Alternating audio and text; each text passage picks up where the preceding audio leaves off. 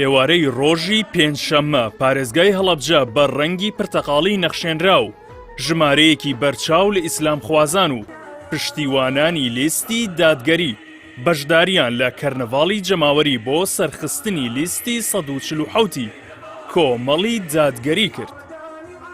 لە میانی وتارێکیدا بۆ بەشداربووان مامۆستا عەلی باپیر سەرۆکی کۆمەڵی دادگەری کوردستان باسی لە قوربانیدانی شاری هەڵەبجە کرد و ڕایگەیاند سەرکردایەتی سیاسی کورد زۆر کەمتەرخەم بوون لە ئاست ئازارەکانیدا.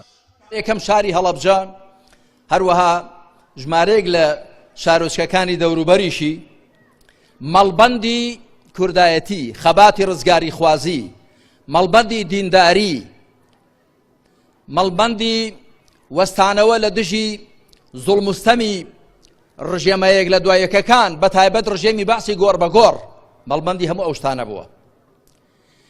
لەو پێناوەشدا بە تایبەت شاری هەڵەبجە هەروەها ناوچەکانی دەوروبەریشی بەگشتی باجی گەورەیان داوە. ئەم هەڵەبجەیە بوو بە ناسنامەی مەزڵومیەتی میلەتی کورد و خەڵکی کوردستان، بوو بە ناسنامەی مەزڵومیەت. و لێرەوە من هەڵوەستا دەکەم کە بەداخەوە قیادەی سیاسی کورد، قیادەی سیاسی کوردستان بەهرەی زۆری وەرگرتووە لە مەزڵومیەتی هەڵەبجە و ناوچەکانی دیکە، بەڵام لە بەرامبەر ئەو هەموو بەهرە وەرگرتنە بەڕاستی کەمتەرخەمی زۆر هەیە، کەمتەرخەمی زۆر هەیە بەرامبەر بە هەڵەبجە و بەرامبەر بە هەورامانات و بەرامبەر ناوچەکانی دەوروبەریان. لە درێژەی وتارەکەیدا مامۆستا عەلی باپیر جەختی لە پێویستی پشتیوانیکردنی لیستی 147 کۆمەڵ لەلایەن نوێژخێنان و ئەهلی مزگەوت کردەوە و ڕوونی کردەوە کە خاڵە هاوبەشەکانیان دەبێت پاڵنەر بێت بۆ ئەو کارە. بەڕێزان، خەڵکی هەڵەبجە و ناوچەکانی دەوروبەری و هەورامان، ئێمە چاوەڕوانی زۆرمان هەیە لە خەڵکی ئیسلامخواز و مسلمان و دینداری ئەم دەفەرە و بەڕاستی ئەوەش هەنگاوێکی باش بوو و موژدەیەکی خۆش بوو بۆ خەڵکی ئیسلامپەروەری ئەم دەفەرەکە برایانی بزوتنەوەی پەیوەندی ئیسلامی شێرانە جوامێرانە هاتنە پێش و بەدەم بانگی کۆمەڵی دادگەریەوە هاتن.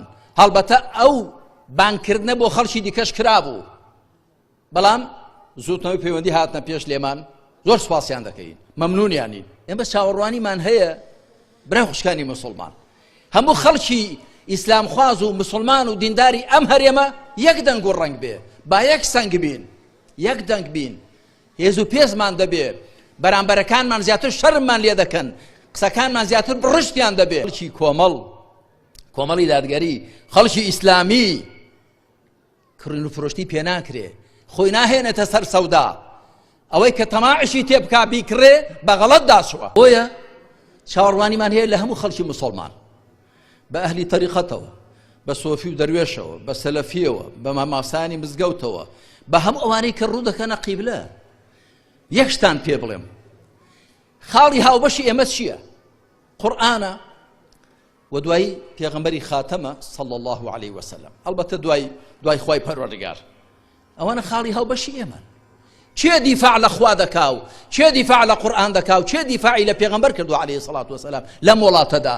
چێ شێرانە هاتۆتە مەیدان بەبێ ئەوەی گوێ بداتەوەی داخوات چی لێ دێ و چی لێ دەکەن و ئەمریکاچی دەڵێ و جوولەکە چ دەڵێ و قەواری زایانی چ دەڵێ؟ کێ؟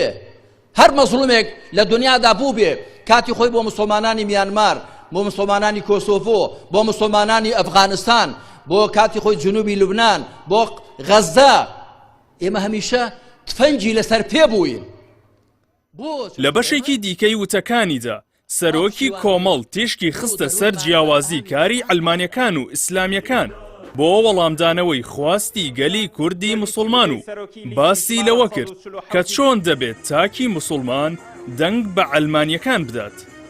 بەڕاستی من بەزەیم دێتەوە بە کەسانێکدا ئەهلی مزگەوتن، مەلان، شێخن، حاجین، سۆفی و دەروێشن، مسلمانن، نوێشکەرن، بەڵام لەگەڵ حیزبێکی ئەلمانیدان، ئەلمانی یعنی حیزبێک کە دان ناهێنێ بەبوونی خوادا، یانەگە دانیشی پێدا بێنێ دەڵێ خوا بۆی نییە دەست بخاتە ژیانی بەشەرەوە، خۆمان دەبێژانی خۆمان ڕێکخەین وەکومە لە کتێبی تەوژمی ئیسلامی و عەلمانی و لە کتێبەکانی دەکەدا باسم کردووە مسلمان تۆ لەکوێ و حیزبی عەلمانی لەکوێ حیزبێک کە دژی خوا و پێغەمبەر و قورئانی تۆیە لەکوێ حزبێک کە بڕای بە ڕۆژی دوای زیندووبوونەوە نییە بڕای بە حەڵاڵ و حرامێک نییە کە محەممەد صلى الله عليه وآله وسلم هێناویەتی لەکوێ تۆ ڕێی خۆت لێون بووە من دڵسۆزانە دەیڵێم بەخوا مەسەلە هەر هەڵبژاردن و باگەشی هەڵبژاردن نییە وەڵڵا بەزەیم دێتەوە بە کەسانێکدا کە خۆیان بە مسلمان دەزانن و بەتەمان لە قیامەت لە خزمەت پێغەمبەر دابن صلى الله عليه وسلم لە بەهەشدا